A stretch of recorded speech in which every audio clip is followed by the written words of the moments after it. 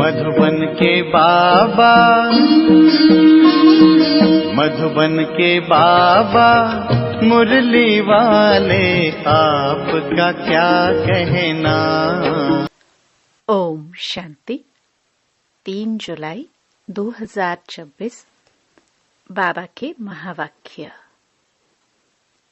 मीठे बच्चे, तुम इस ड्रामा के आदि मध्य अंत को जानते हो। तुम्हें बाप द्वारा ज्ञान का तीसरा नेत्र मिला है, इसलिए तुम हो आस्तिक।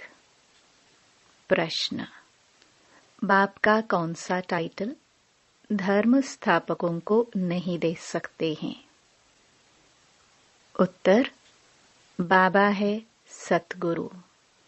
किसी भी धर्म स्थापक को गुरु नहीं कह सकते, क्योंकि गुरु वह जो दुख से छुड़ाए, सुख में ले जाए।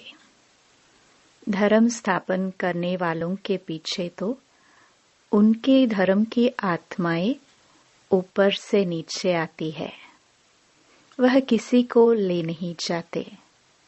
बाप जब आते हैं तो सभी आत्माओं को घर ले जाते हैं, इसलिए वह सभी के सतगुरु हैं। गीत। इस पाप की दुनिया से। ओम शांति। मीठे मीठे रूहानी बच्चों ने गीत की लाइन सुनी। यह है पाप की दुनिया। बच्चे जानते भी हैं यह पाप आत्माओं की दुनिया है। कितना बुरा अक्षर है, परंतु मनुष्य यह समझ नहीं सकते कि सचमुच यह पाप आत्माओं की दुनिया है। जरूर कोई पुण्य आत्माओं की दुनिया भी थी, उसको कहा जाता है स्वर्ग। पाप आत्माओं की दुनिया को कहा जाता है नरक। भारत में ही स्वर्ग और नरक की चर्चा बहुत है। मनुष्य मरते हैं तो कहते हैं स्वर्गवासी हुआ, तो इससे सिद्ध होता है नरकवासी थे। पतित दुनिया से पावन दुनिया में गया, परंतु मनुष्यों को कुछ भी पता नहीं है। जो आता है सो बोल देते हैं, यथार्थ अर्थ कुछ भी नहीं समझते हैं। बाप आकर तुम बच्चों को तसल्ली देते हैं कि अब थोड़ा धीरज धरो।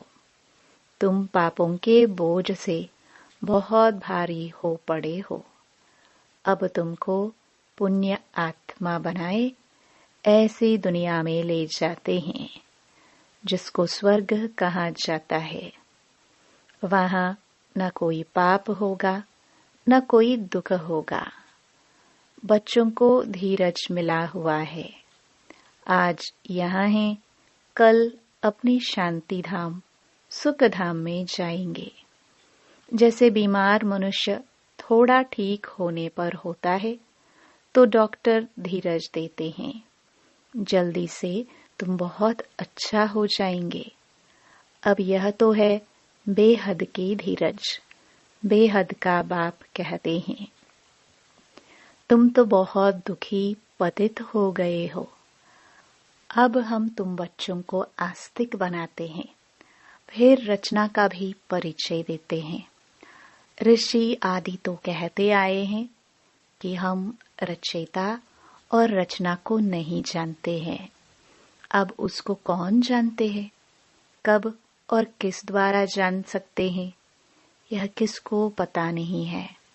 ड्रामा के आदि मध्य अंत को कोई जानते ही नहीं। बाप कहते हैं, मैं संगम युग पर आकर ड्रामानुसार तुम बच्चों को पहले पहले आस्तिक बनाता हूँ, फिर तुमको रचना के आदि मध्य अंत का राज सुनाता हूँ, अर्थात तुम्हारा ज्ञान का तीसरा नेत्र खोलता हूँ। तुमको रोशनी मिल गई है, आंखों की रोशनी चली जाती है तो मनुष्य अंधे हो जाते हैं। इस समय मनुष्यों को ज्ञान का तीसरा नेत्र नहीं है। मनुष्य होकर उस बाप और रचना के आदि मध्य अंत को नहीं जानते तो उनको बुद्धिहीन कहा जाता है। गीत में भी है, एक है अंधे की औलाद अंधे, दूसरे हैं सज्जे। दिखाते हैं महाभारत लड़ाई लगी थी और एक आदि सनातन देवी देवता धर्म की स्थापना हुई थी। बाप ने आत्माओं को आकर राजयोग सिखाया था, सत्युगी स्वराज्य देने के लिए। आत्माएं कहती हैं, मैं राजा हूँ, मैं बैरिस्टर हूँ। तुम्हारी आत्मा अब जानती है, हम विश्व का स्वराज्य पा रहे हैं, विश्व के रचयिता बाप द्वारा। वह किसका रचयिता है? नई दुनिया का। बाप नई सृष्टि रचते हैं, क्रिएटर भी है तो उनमें सारा ज्ञान भी है। सारे वर्ल्ड की हिस्ट्री कोई एक भी नहीं जानते हैं। किसको ज्ञान का तीसरा नेत्र नहीं है? सिवाय बाप के कोई तीसरा नेत्र दे नहीं सकता। वर्ल्ड की हिस्ट्री, ज्योग्राफी, मूल वतन, सूक्ष्म वतन, स्थूल वतन, यह सब तुम जानते हो। मूल वतन है आत्माओं की सृष्टि। सन्यासी कहते हैं, हम ब्रह्म में लीन हो जाएंगे, वह ज्योति ज्योत समाएंगे। ऐसा है नहीं। तुम जानते हो, ब्रह्म तत्व में जाकर निवास करेंगे।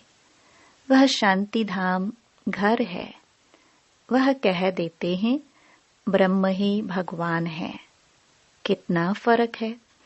ब्रह्म तो तत्व है, जैसे आकाश तत्व है वैसे ब्रह्म भी तत्व है। जहाँ हम आत्माएं और परमपिता परमात्मा निवास करते हैं, उनको स्वीट होम कहा जाता है। वह है आत्माओं का घर। बच्चों को मालूम पड़ा है, ब्रह्म महातत्व में कोई आत्माएं लीन नहीं होती है और आत्मा कभी विनाश को प्राप्त नहीं होती। आत्मा अविनाशी है। यह ड्रामा भी बना बनाया अविनाशी है। इस ड्रामा के कितने एक्टर्स हैं। अभी है संगम युग, जबकि सभी एक्टर्स हाजिर हैं। नाटक पूरा होता है तो सब एक्टर्स, क्रिएटर आदि सब आकर हाजिर होते हैं। इस समय यह बेहद का ड्रामा भी पूरा होता है, फिर रिपीट होना है। उन हद के नाटकों में चेंज हो सकती है, ड्रामा पुराना हो जाता है। यह तो बेहद का ड्रामा अनादि अविनाशी है। बाप त्रिकालदर्शी त्रिनेत्री बनाते हैं। देवताएं कोई त्रिकालदर्शी नहीं होते हैं। न शूद्र वर्ण वाले त्रिकालदर्शी होते हैं। त्रिकालदर्शी तो सिर्फ तुम ब्राह्मण वर्ण वाले हो। जब तक ब्राह्मण ना बने तब तक तीसरा नेत्र ज्ञान का मिल ना सके। तुम झाड़ के आदि मध्य अंत को, सभी धर्मों को भी जानते हो। तुम भी मास्टर नॉलेजफुल हो जाते हो। बाप बच्चों को आप समान बनाएंगे ना। ज्ञान का सागर तो एक ही बाप है, जो सभी आत्माओं का बाप है। सभी बच्चों को आस्तिक बनाए त्रिकालदर्शी बनाते हैं। अब तुम बच्चों को सबको यह कहना है कि शिव बाबा आया है, उनको याद करो। जो आस्तिक बनते हैं वह बाप को अच्छी रीति प्यार करते हैं। तुम्हारे ऊपर बाप का भी प्यार है। तुमको स्वर्ग का वर्षा देते हैं। गाया हुआ है कि विनाश काले विपरीत बुद्धि विनश्यन्ति। और विनाश काले प्रीत बुद्धि विजयंती। गीता में कोई कोई अक्षर अच्छे हैं। श्रीमद् भगवत गीता है सर्वोत्तम शास्त्र, आदि सनातन देवी देवता धर्म का शास्त्र। यह भी समझाया है मुख्य धर्म शास्त्र है ही 4, और जो धर्म वाले हैं वह आते ही हैं सिर्फ अपने धर्म की स्थापना करने, राजाई आदि की बात नहीं। उनको गुरु भी नहीं कह सकते। गुरु का तो काम ही है वापस ले जाना। इब्राहिम, बुद्ध, क्राइस्ट आदि तो आते हैं, फिर उनके पिछाड़ी उनकी वंशावली भी आती है। गुरु वह जो दुख से छुड़ाए और सुख में ले जाए। वह तो सिर्फ धर्म स्थापन करने आते हैं। यहाँ तो बहुतों को गुरु कह देते हैं।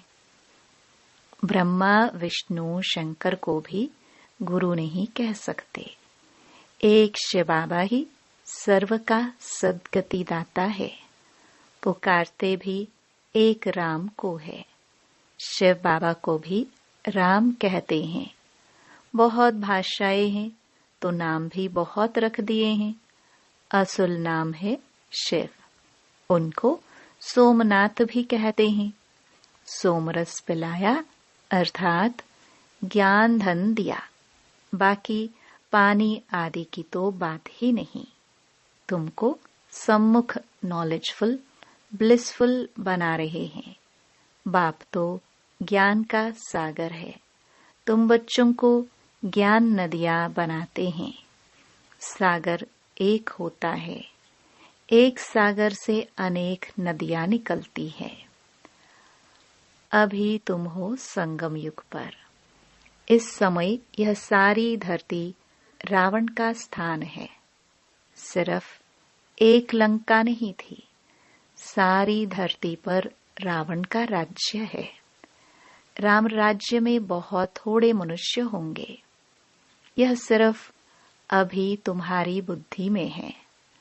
बाबा ने समझाया है, मैं 3 धर्मों की स्थापना करता हूँ।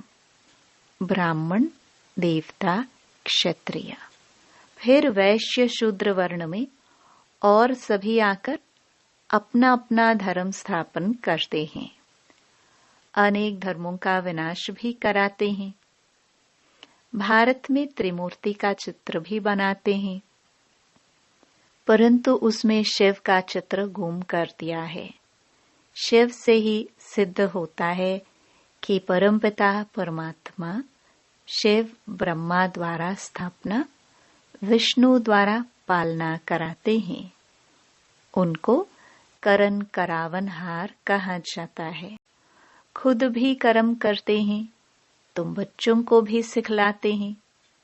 कर्म, अकर्म, विकर्म की गति भी समझाते हैं। रावण राज्य में तुम जो कर्म करते हो वह विकर्म बन जाता है। सतयुग में जो कर्म करते हो वह अकर्म हो जाता है। यहाँ विकर्म ही होता है, क्योंकि रावण का राज्य है। सतयुग में 5 विकार होते ही नहीं। एक एक बात समझने की है और सेकंड में समझाई जाती है। ओम का अर्थ वो लोग तो बहुत विस्तार से समझाते हैं।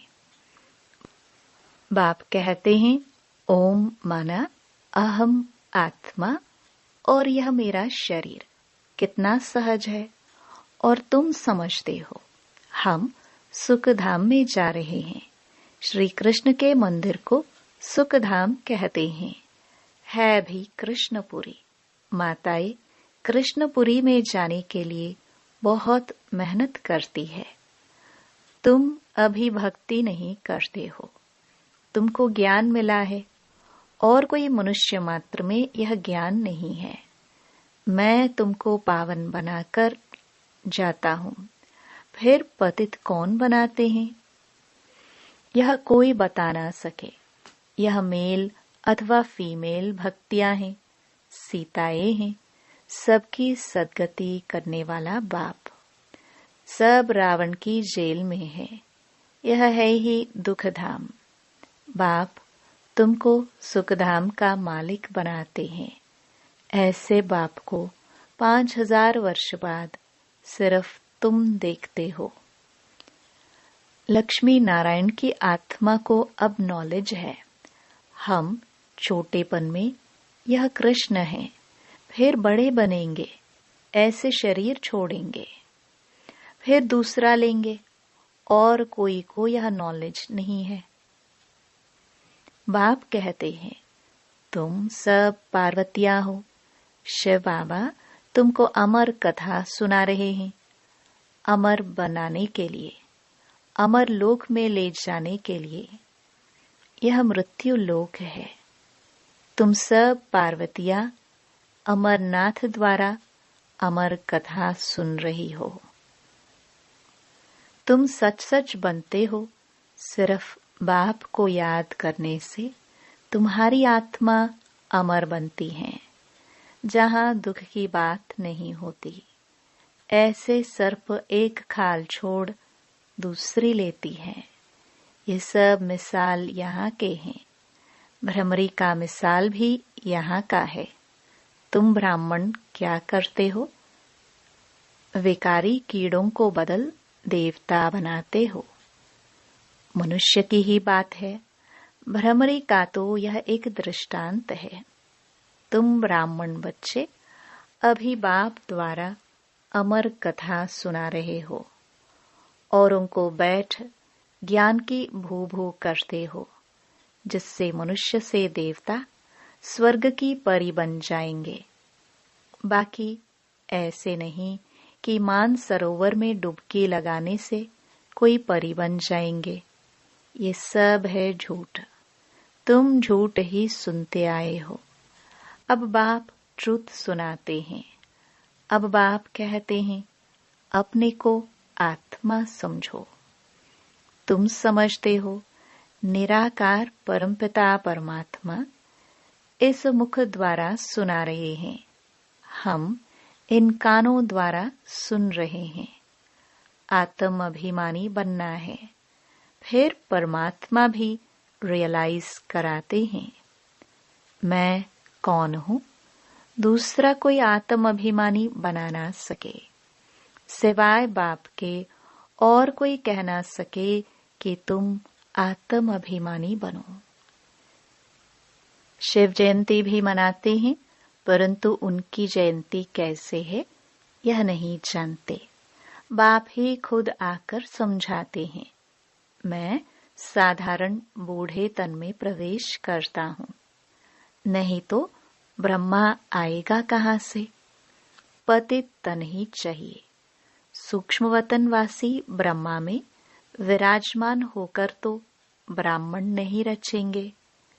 कहते हैं मैं पतित शरीर पतित दुनिया में आता हूँ। गाया हुआ है ब्रह्मा द्वारा स्थापना। फिर जिसकी स्थापना करते हैं, जो यह ज्ञान पाते हैं, वह देवता बन जाते हैं। मनुष्य ब्रह्मा का चित्र देखकर मूंझ जाते हैं। कहते हैं यह तो दादा का चित्र है। प्रजापिता ब्रह्मा तो जरूर यहाँ होगा। सूक्ष्म वतन में कैसे प्रजा रचेंगे। प्रजापिता के बच्चे हजारों ब्रह्मा कुमार कुमारियां हैं। झूठ थोड़े होगा। हम शिव बाबा द्वारा वर्षा पा रहे हैं। तुम बच्चों को समझाया है। वह अव्यक्त ब्रह्मा है। प्रजापिता तो साकार में चाहिए। यह पतित ही तो पावन बनते हैं। तत्त्वम। अच्छा, मीठे मीठे सिखिलदे बच्चों प्रति माता पिता बाप दादा का याद प्यार और गुड मॉर्निंग। रूहानी बाप की रूहानी बच्चों को नमस्ते। धारणा के लिए मुख्य सार। पहला, आत्म अभिमानी बनकर इन कानों द्वारा अमर कथा सुनी है। ज्ञान की भू भू कर आप समान बनाने की सेवा में रहना है। दूसरा, बाप समान नॉलेजफुल ब्लिसफुल बनना है। सोमरस पीना और पिलाना है। वरदान, माया के विघ्नों को खेल के समान अनुभव करने वाले मास्टर विश्व निर्माता भव। जैसे कोई बुजुर्ग के आगे छोटे बच्चे अपने बचपन के अलबेलेपन के कारण कुछ भी बोल दे, कोई ऐसा कर्तव्य भी कर ले, तो बुजुर्ग लोग समझते हैं कि यह निर्दोष अनजान छोटे बच्चे हैं, कोई असर नहीं होता है। ऐसे ही जब आप अपने को मास्टर विश्व निर्माता समझेंगे तो यह माया के विघ्न बच्चों के खेल समान लगेंगे। माया किसी भी आत्मा द्वारा समस्या, विघ्न व परीक्षा पेपर बनकर आ जाए तो उसमें घबराएंगे नहीं, लेकिन उन्हें निर्दोष समझेंगे। स्लोगन, स्नेह, शक्ति और ईश्वरीय आकर्षण स्वयं में भरो तो सब सहयोगी बन जाएंगे। ये अव्यक्त इशारे ज्वाला स्वरूप स्थिति में रह शक्तिशाली याद का अनुभव करो। अभी ज्वालामुखी बन आसुरी संस्कार, आसुरी स्वभाव सब कुछ भस्म करो। जैसे देवियों के यादगार में दिखाते हैं कि ज्वाला से असुरों का संहार किया। असुर कोई व्यक्ति नहीं, लेकिन आसुरी शक्तियों को खत्म किया। यह अभी आपकी ज्वाला स्वरूप स्थिति का यादगार है। अब ऐसी योग की ज्वाला प्रज्वलित करो जिसमें यह कलयुगी संसार जलकर भस्म हो जाए। ओम शांति।